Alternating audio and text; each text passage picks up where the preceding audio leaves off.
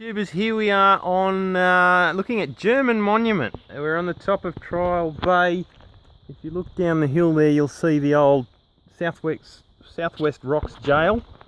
We're just reading some interesting story about this.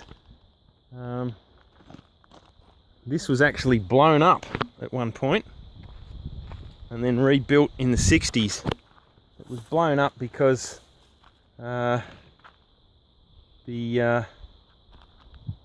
weren't real happy with the idea that there was monuments around when all of our...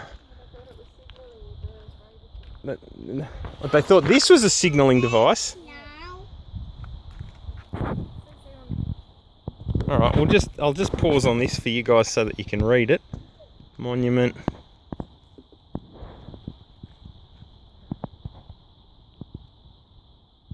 Shows it actually blown up.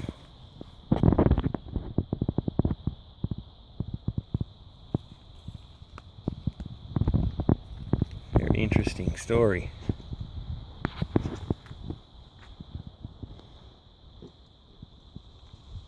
Thanks for watching.